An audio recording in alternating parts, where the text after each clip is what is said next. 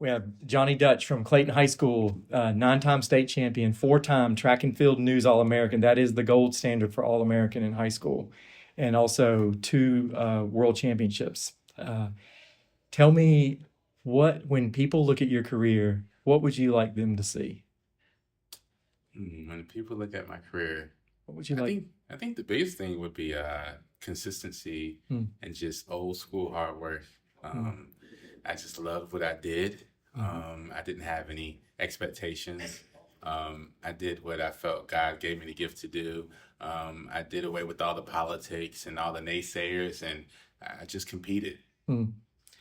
I was talking to Coach McGill, and he said focus was a main thing for you. Yeah, yeah. Coach McGill, he's funny. He's always been my coach, but also like older brother, Yeah, because he's still fairly young. yeah. We've always had a great relationship, still to this day. But focus was always the thing that I strive towards. It kept me just in line for whatever I wanted to achieve. I was focused at a very young age, since I was, 7 or 8 when I started. And ever since I saw Michael Johnson win the gold medal with his gold shoes, Hmm. that's when I became focused. I was like, that's what I want to do. And so ever since I was a little boy, I was like, if that's what I want to do, I have to be focused because no one else is going to do it for me. When did you know that you had a chance to achieve at a high level in track? What was there an event? Was there a certain practice, or was there a certain point in your life that you saw, hey, I can go to the next level? That's a good question. I think I was always like kind of fast, like on the playground and stuff. When I first started track at 10, I was up there with the fastest, but I wasn't quite sure where it would lead. I Mm. think once I got to middle school and whenever we competed, I was always like, the coach would throw me in anything and I was winning. So I thought maybe I can do this full time. And I hadn't even reached high school yet. And a few college coaches had approached me. I'm just like, where's your mom? And that's when I thought, okay, this is something that can turn out really serious. Yeah. And then why hurdles?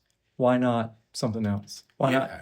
the jumps? Yeah, that's Yeah. a good question. So when I started with the 100 and the long jump. But I think I was just doing something to do it. But Mm. my sister was a hurdles champion before me.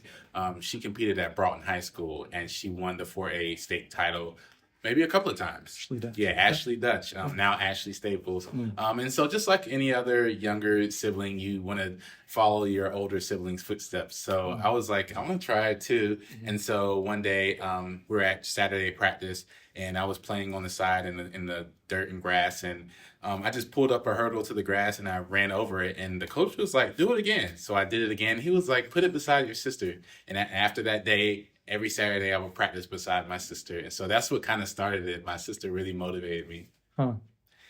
All the places you've been able to travel with track and field, whether it was in high school, whether it was at the University of South Carolina, or whether it was as a pro, Mhm. what was maybe the most memorable experience that you had? Ooh, that is such a full question because, like you said, so many places that I've been fortunate enough to see. That's such a good question. I would say the most memorable place and trip had been the Pan Am Junior team in 2007, Mm. because there were so many people a part of that team that went on to become medalists and world record holders, like Ashton Eaton, Mm. Queen Harrison, Chrissy Caslin. The list goes on. Walter Henning. It was like a full, like star-studded track team, and we were all just there competing. And we were in Sao Paulo, Brazil, Huh. and we just had a blast. Bianca Knight was a part. Everybody was on that team. It was such a squad, and I think everybody kind of at that point knew what they had did. So you had a couple of egos around, but it was still fun and humbling. And it was just fun just to run around the city together and just act like teenagers and not care. So that probably was the funnest trip Yeah. that I Yeah. remember. If you were talking to young kids today, what would you tell them they need to do to be at the level that you were at? Yeah, for the next generation, I would say, um, consistency, hard work, and focus. To really kind of just mask out everything that's negative, everything that's taking you off focus, such as social media, or any other negative things. Block those things out, write a vision board, and then focus on that vision board. You know what I mean? I think that's what helped me get through now, even as an adult. So I feel like if you can see it, if you can visualize it, it can manifest and come to fruition. So the biggest thing is to write it out every day, and or make a visual for yourself, and just focus on that. Because when it's like planting a seed. You have to plant the seed, but you can't just say, I want to do this and not put in the work. So there's so many things that you can do. But the biggest thing is just to have a goal, and then to focus on that goal and do whatever you have to do to get there. The old school way, in my opinion. Yeah. And tell me about film, your venture into that. Why and how's that going? Yeah. So I've always had a love for cinema since I was a little boy.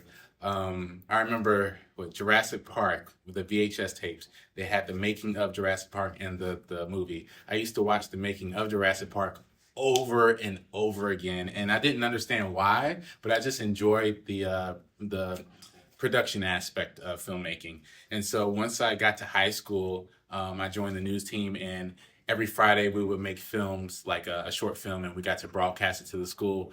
And so I did a spinoff of Dawson's Creek, which was filmed in Wilmington, and we did Clayton's Creek. And at first, when I put it out there for the school to watch, I got so much criticism. They were like, what is this? This is corny. And then by the third episode, everybody wanted to be in it. And then after that, I was like, this is something I really enjoy and I really want to do. So after that, I went to college and got a degree in film production. And then, of course, professional track happened. And then after that, I started making short films and writing screenplays. So one of my latest projects, titled The Boy and Boris, that actually featured one of the high school track runners. I don't know if he's here. He's an 800 runner, but at the time he was like 10 years old. He played the main character, and it became pretty big short film. It hit PBS 13 channel and Aspire TV. And after that, I've just been setting my sights on creating bigger projects, and eventually, not only will my name be in the track history books, but hopefully in cinema. So we'll see. That'd be cool. Yeah. When you hear that you have inspired the next generation, what goes through your mind? That I'm old. No, really. That honestly, that time waits on nobody. I think that's the biggest thing that I've learned, that whatever your goals are, you have to really focus and make sure it happens, because if it doesn't, time's not going to wait on you. So you either, athletics doesn't last forever as well. So just to focus on whatever event you want to focus on, and do whatever you have to do to get there. Because if you wait too long, if you're a freshman and you have a skill at being fast, if you wait till junior year to take it seriously, it may be too late. So I would say figure out what you want to do as early as possible, focus on it, and then, do what you got to do, because time waits on nobody. Johnny Dutch from Clayton High School, high school All-American, college All-American, world championship team. Thank you for inspiring so many people that are coming, that have come, and that are coming even years later with everything that you've accomplished. So thank you so much. Thanks for having me. It's an honor. You're welcome.